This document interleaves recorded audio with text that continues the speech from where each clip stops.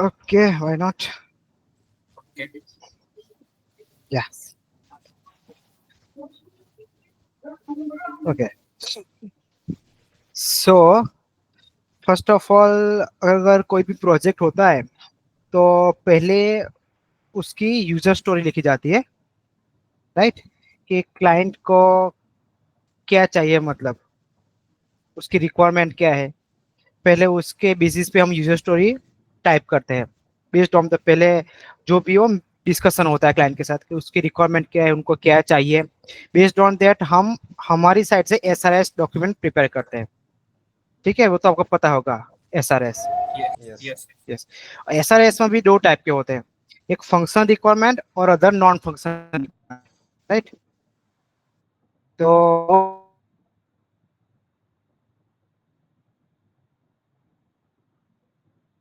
और project manager, वो दो लोग होते हैं। वो क्लाइंट से कम्युनिकेट करते हैं और वो पूरे के पूरी एसआरएस डॉक्यूमेंट प्रिपेयर करते हैं। जब फिर होता है उसके बाद डेटाबेस डायग्राम वो सब कुछ ड्रॉ किया जाता है। ठीक है, और उसके बाद टेक्नोलॉजी डिसाइड की जाती है कि रिक्वायरमेंट क्या है, और उसके बेसिस पे हम टेक्नोलॉजी डिसाइड करते हैं। ठीक है, लाइक कि फ्रंट एंड साइड में अगर वेब डेवलपमेंट में जाना है उनको, तो एंगुलर, रिएक्ट और अदर फ्रेमवर्क यूज करता है। अगर बैकएंड में जाना है तो डॉट नेट, नोड जेएस वगैरह जो डॉक्यूमेंटेशन है उसके बेसिस पे प्रिपेयर होता है। वैसे ही हम टेक्नोलॉजी स्टैक डिसाइड करते हैं। ठीक है, उसके बाद टेक्नोलॉजी स्टैक डिसाइड होने के बाद हम बजट के बारे में क्लाइंट से डिस्कशन करते हैं। जो भी हमारा पीएम और बीए होता है वो बजट के रिलेटेड क्लाइंट्स की डिस्कशन होती है। ठीक है, बजट में हम दो टाइप के बजट्स होते हैं, फर्स्ट अवरली बेसिस पे और दूसरा मॉड्यूल वाइज। ठीक है, अवरली बेसिस पे ऐसा होता है कि अगर क्लाइंट को पर आवर चाहिए, कि पर आवर सपोज के $10 to $15, ठीक है, वो ऐसे होता है अवरली बेसिस पे। अगर सेकंड टाइप पे जाता है तो मॉड्यूल बेस पे। सपोज कि क्लाइंट को कोई भी लॉगिन मॉड्यूल के चाहिए, ठीक है, तो सपोज कि उनको $50 to $100 डिसाइड हो गए। ठीक है, उस तरह के दो तरह पे बजट डिसाइड होते हैं। ठीक है, इतना समझ आ गया? इसमें कुछ क्वेरी? नहीं समझ आ गया। No, yes. sir.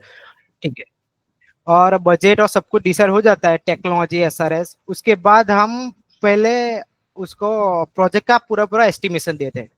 ठीक है, कि प्रोजेक्ट का एस्टिमेशन, सपोज के हम एसआरएस डॉक्यूमेंट प्रिपेयर किए हुए, उसके बाद बीए, दो तीन सीनियर डेवलपर्स होते हैं और प्रोजेक्ट मैनेजर।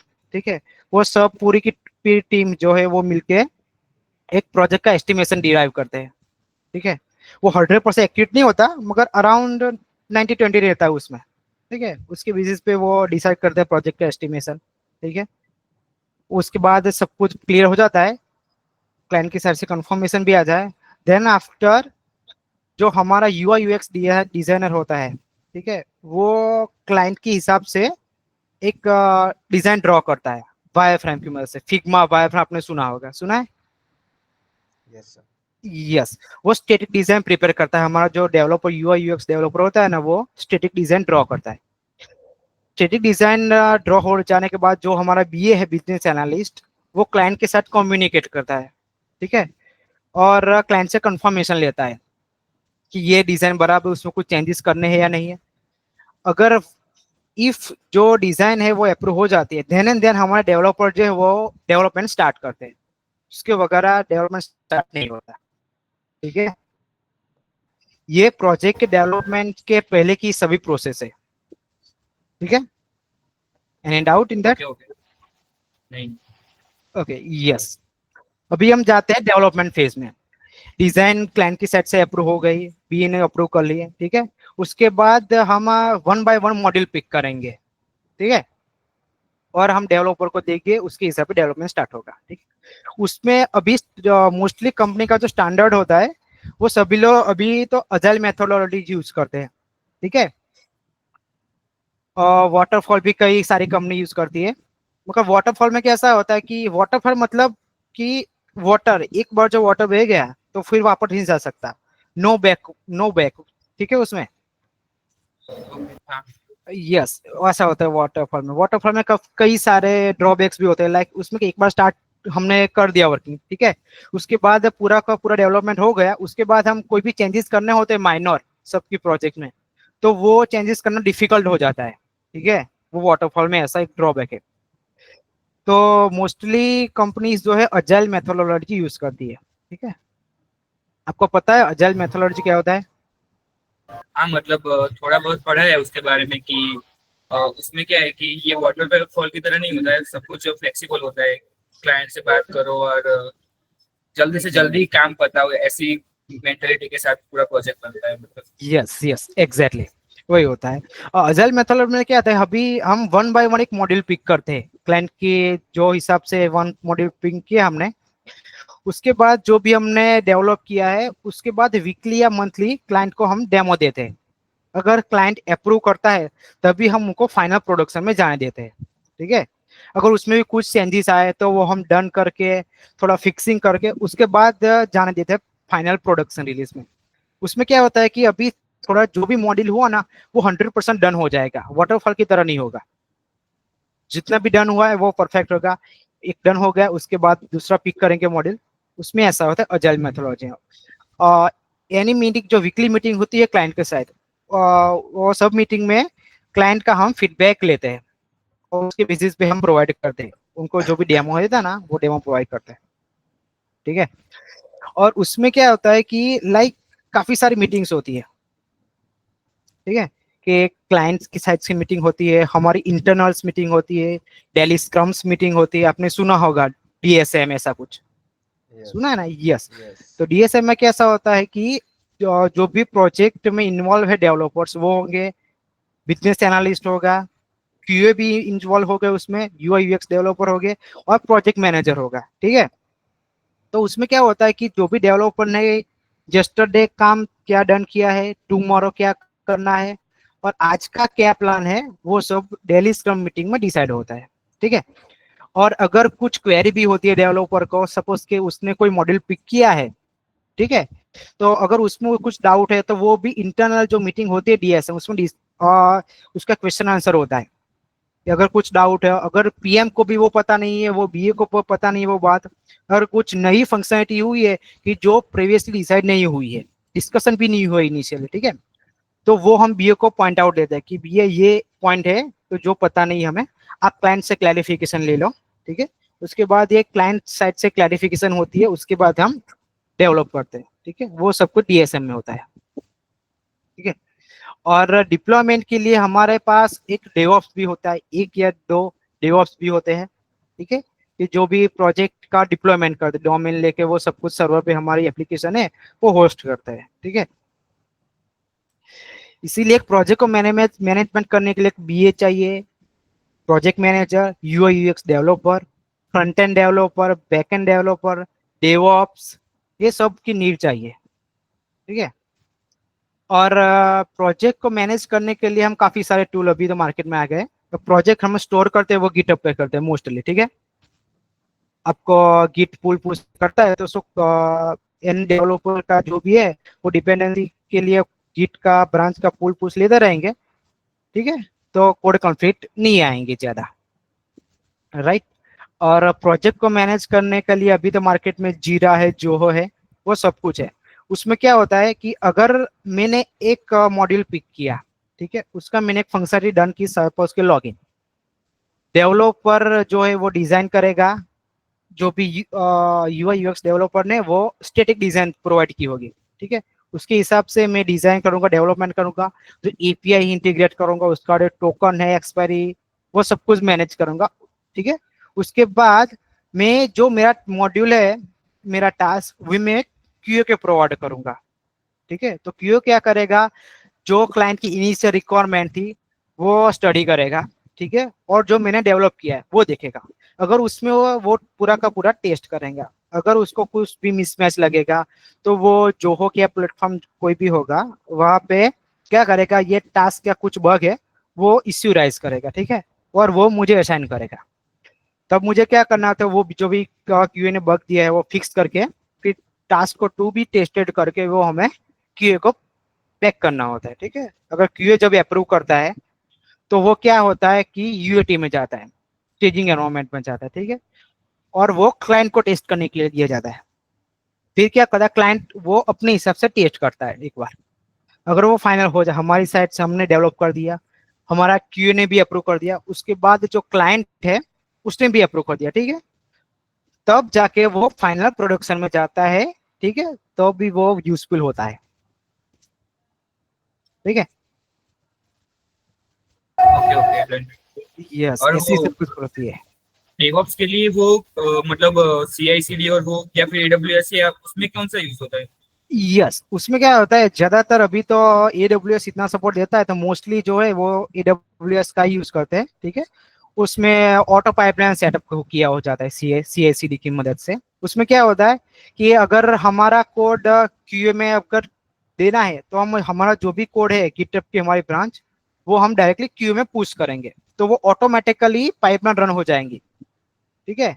तो क्यूए अपने हिसाब से देख पाएगा। ऐसा ऑटो पाइपलाइन सेटअप की होती है उसमें। और टेस्टिंग में आप अपनी साइड से भी कोई मतलब टेस्टिंग में यूनिट टेस्टिंग या वो कुछ आप करते हैं मतलब? यस यस, जो क्लाइंट जब भी क्यू को देता है ना टेस्टिंग के लिए, तो डेवलपर का यूनिट टेस्टिंग होना कंपलसरी है। जो माइनर बग्स है वो नहीं आना चाहिए। जो एडवांस लेवल को कोई बग होता है तो चलता है, मगर जो यूनिट टेस्ट बेसिक लेवल के जो है बग्स, वो तो नहीं आनी चाहिए। वो डेवलपर की रिस्पॉन्सिबिलिटी है, ठीक है। और यस, ऐसा होता है। तो उसमें आप कोई लाइब्रेरी यूज करते हैं, या मतलब जावा में अगर कोई लाइब्रेरी है टेस्टिंग के लिए, JUnit या वो, या फिर मैन्युअली टेस्टिंग, वो कैसे होती है? यस यस, वो देखो उसमें क्या होता है कि दो टाइप के ऑटोमेशन, मैनुअल टेस्टिंग वो है ना, क्यू अपनी साइड से करता है। सपोज कि अगर मैं पिक कर लूँ कोई एंगुलर, एंगुलर में क्या है कि उसकी एक जब भी हम कंपोनेंट क्रिएट करते हैं, उसकी एक इनबिल्ट फाइल बन जाती है spec.ts, आपको पता होगा, ठीक है। तो उसमें हम यूनिट टेस्टिंग टाइप करते हैं, जो भी है वहाँ यूनिट टेस्टिंग राइट करते हैं, ठीक है। ऐसा होता है। सभी क्लाइंट की रिक्वायरमेंट नहीं होती है यूनिट टेस्टिंग के लिए, कई क्लाइंट की होती है। मोस्टली तो वो अपनी फंक्शनलिटी है उसी पर ही फोकस करते हैं। फिर मतलब सॉफ्टवेयर मेंटेनेंस का कुछ होता है बाद में, अगर कोई क्लाइंट का मतलब वो कैसे होता है मतलब? यस, जब भी हमारा बजट डिसाइड होता है ना इनिशियली, उसी टाइम पे ये भी डिस्कशन किया जाता है कि जब प्रोजेक्ट फाइनल डन हो जाए, उसके बाद सपोर्ट और मेंटेनेंस के लिए क्या होता है। अगर क्लाइंट एक्स्ट्रा बजट के लिए हमें ऑफर करता है, तो हम क्लाइंट को 5 या 10 ईयर्स का मेंटेनेंस सपोर्ट देते हैं। हमारा एक डेवलपर है, उनके साथ रहता है, अगर उसको कोई भी एनी टाइम कोई भी नीड होती है, ठीक है, तो वो हम प्रोवाइड करते हैं। सपोज कि हमारा फाइनल प्रोडक्शन पे हो गया सब कुछ, अगर कुछ जाने के बाद तो उसका सर्वर क्रैश हो गया या ज्यादा कस्टमर आने की वजह से वो हमारे साइट स्लो हो जाती है, ठीक है, तो हम वहां पे जाते हैं और देखते हैं और साइट को ऑप्टिमाइज करते हैं, ठीक है। यस, ऐसा सपोर्ट हमें देना पड़ता है। अगर कस्टमर को सपोर्ट। कुछ एनहांसमेंट भी चाहिए कि यह प्रोजेक्ट डन हो गया, उसके बाद भी क्लाइंट को कुछ एड ऑन फंक्शनलिटी भी चाहिए, ठीक है, तो उसके लिए फिर मीटिंग शेड्यूल होती है। उसके बाद नई फंक्शनलिटी हम वो उसके तरफ से डेवलप करते हैं।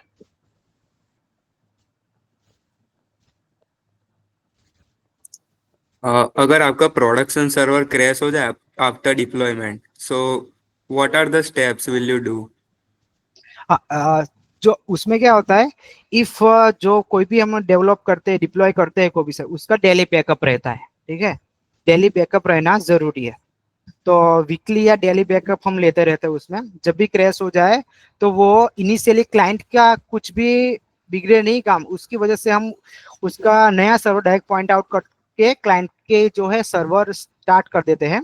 उसका वेबसाइट का पूरा काम है, इंस्टेंटली हम उसको प्रोवाइड स्टार्ट कर देते हैं। उसके बाद बैकएंड में हम पूरा हमारी पूरी टीम देखती है कि एक्चुअली में क्या हुआ। उसके बाद उसका जो एग्जिस्टिंग सर्वर उसमें क्या बग था वो हम डिसाइड करते हैं। उसके बाद जो पुराना जो है सर्वर, उसे हम पॉइंट आउट करते हैं। इनिशियल तो क्या करते हैं कि जो भी हमारा बैकअप रहता ही है, ठीक है, तो वो बैकअप का डायरेक्ट हम पॉइंट आउट करते हैं और क्लाइंट को डायरेक्ट प्रोवाइड करते हैं कि चलो तुम्हारा काम हो गया। उसके बाद बैकएंड में हम देखते हैं, हमारी पूरी टीम देखती है कि हाँ एक्चुअल में क्या हुआ है, ठीक है। उसके लिए बैकअप रहना जरूरी है। अगर ऐसा होता है कि बैकअप हम नहीं लेते रहते, तो उसमें क्या होता है कि हम जब तक वो इश्यू है प्रोडक्शन का वो रिजॉल्व ना हो जाए, तब तक क्लाइंट का जो बिजनेस है वो स्टॉप हो जाएगा। ठीक है, तो वो एक बहुत बड़ा ड्रॉबैक होता है हमारी साइड से, इसीलिए हम बैकअप रखते ही हमारे साइड में, कि जब भी प्रोडक्शन क्रैश हो जाए सर्वर, तो जो भी है हमारा जो बैकअप का जो भी सर्वर उसे पॉइंट आउट कर देते हैं। तो यस, किसी को कोई डाउट हो तो कुछ डाउट है कुछ, anyone? If your sprint is ending tomorrow, but one critical bug is still unresolved, so what will you do? Critical bug is unresolved, yes. तो उसमें क्या आता है, वो डेवलपर की साइड से होता है कि अगर कुछ इश्यू है तो ट्राई करना है कि आज हो ही जाए। ठीक है, अगर नहीं होता है तो दूसरे दिन या क्लाइंट के साथ जब भी मीटिंग होती है उस समय डिस्कस करना होता है कि ये जो बग है वो स्टिल अनसॉल्व है। ठीक है, अगर क्लाइंट को ऐसा है कि वो उसको चाहिए ही चाहिए, तो वो हम जो भी है हमारे नेक्स्ट जो स्क्रम मीटिंग है, नेक्स्ट स्प्रिंट, उसमें ऐड करते हैं और क्लाइंट को सॉल्व करके देते हैं। अगर क्लाइंट को कुछ नीड नहीं है, इतनी अर्जेंसी नहीं है, तो वो हम कैरी फॉरवर्ड करती है नेक्स्ट स्प्रिंट प्लान में। ठीक है, क्योंकि हमारी स्प्रिंट प्लान वो फिक्स ही होती है कि ये आवर्स है, ये डेवलपर को इतने आवर्स में ये टास्क कंप्लीट करना है। ठीक है, अगर कोई दूसरा टास्क जिसकी प्रायोरिटी नहीं है वो क्लाइंट को हमें देगा, तो हमारा पूरा का पूरा जो स्प्रिंट प्लानिंग है ना वो बिगड़ जाएगा, तो एस्टिमेशन के हिसाब से वो वर्क नहीं होगा। इसलिए अगर क्रिटिकल है और क्लाइंट की रिक्वायरमेंट है कि वो उसको प्रायोरिटी में चाहिए, ठीक है, तभी हो वो हम हमारी जो करंट स्प्रिंट प्लान है तभी वो हम इंक्लूड करेंगे उसमें, अदरवाइज नहीं करेंगे। आपने और बताया ये सब जो पेमेंट है वो दो कोड तरीके से मतलब होते हैं, पर आवर और module wise. So yes, module wise तो पेमेंट में कम आता होगा ना, क्योंकि अगर एक मॉड्यूल में बग आ गया सो हम्म, डेवलपर को कितने टाइम तक बिठाना पड़ेगा वो तो डिसाइड नहीं हो सकता आईटी कंपनी में। सो यस, होता है, कई बार ऐसा होता है। इसीलिए तो हमारा जो एसआरएस है ना, उसमें हम प्रॉपरली मेंशन करते हैं कि क्लाइंट को एक्चुअल में क्या चाहिए, उसके बेसिस पे ही हम जो बजट है ना वो देते हैं।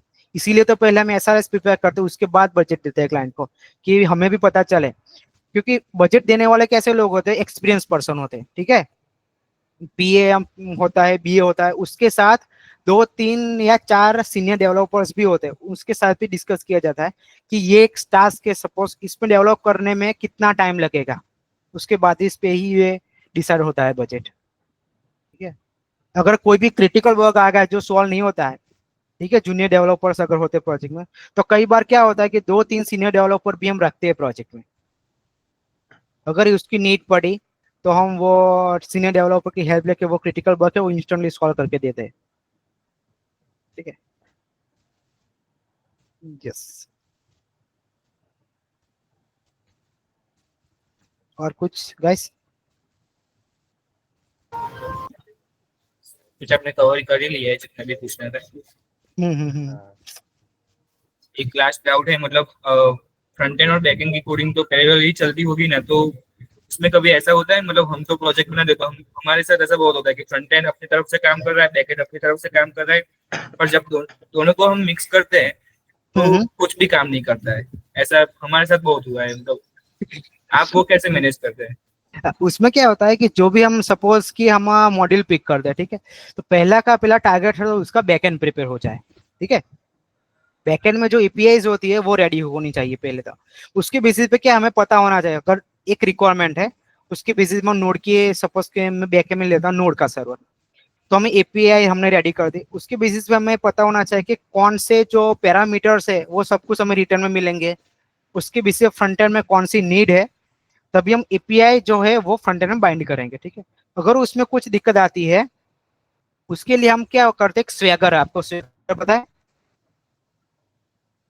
डॉक्यूमेंटेशन के लिए। हाँ, डॉक्यूमेंटेशन कहते हैं, ईपीआई का डॉक्यूमेंटेशन, उसमें हमें पता है कि कौन से पैरामीटर पास करने होते हैं, कौन सा हमें रिस्पॉन्स में मिलेगा। ठीक है, जब हमारा फ्रंट एंड डिजाइन होता है तो हमें उसको दिखता है उसके यूआई में कितनी फील्ड है जिसकी हमें शो करनी है, सपोज कि हमें 5 फील्ड शो करनी है, अगर हमने एपीआई में डेवलप कर दिया कि उसमें रिस्पॉन्स हमें सिर्फ 4 ही फील्ड मिल रही है, ठीक है, तो वो फ्रंट एंड डेवलपर को देखना होता है कि एपीआई में से उसको कितने पैरामीटर्स या कितनी फील्ड मिल रही है।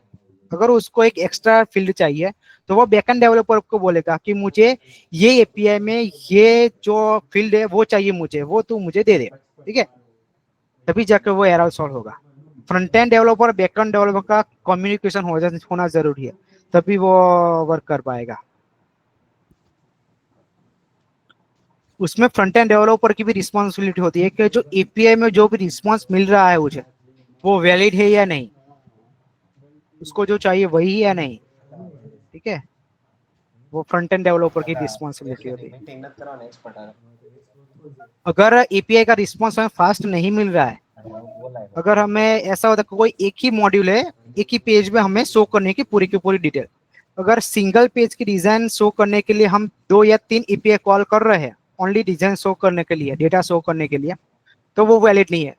तब फ्रंट एंड डेवलपर वो बैक एंड डेवलपर को बोल सकता है कि ये 3 एपीआई में कॉल कर रहा हूँ, उसकी वजह से तू मुझे एक ही एपीआई में वो सारा रिस्पॉन्स दे दे, तो हमारा प्रोजेक्ट ऑप्टिमाइज होगा, ठीक है।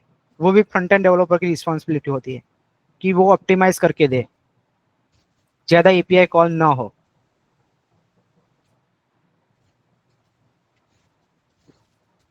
यस, ओके डन, मतलब किसी और को कुछ पूछना है? ओके थैंक यू और सर। उसमें क्या होता है कि एक और पॉइंट कि जो भी हमारी फाइल्स होती है, एनवायरनमेंट फाइल या लोकल स्टोरेज या सेशन स्टोरेज, उसमें जो भी इम्पोर्टेंट होता है ऑथेंटिकेशन की है सब कुछ, वो स्टोर करना नहीं होता है सिक्योरिटी पर्पस के लिए, ठीक है। अगर वो एक्सपोज हो जाता है तो हैकिंग के चांसेस रहते हैं, कई जो है वायरस वो घुस सकते हैं हमारे प्रोजेक्ट्स में। वो एक बेहतर ध्यान रखना कि जो भी सीक्रेट की हमारी होती है वो एक्सपोज हो ना पाए, ठीक है। उसके लिए .env करके फाइल होती हाँ है हाँ हाँ, वो हम यूज कर सकते हैं। और उसको गिटहब में अपलोड नहीं करते हैं वो। यस एग्जैक्टली, या हाँ बिल्कुल। यस। एनीवन गाइस और कुछ डाउट?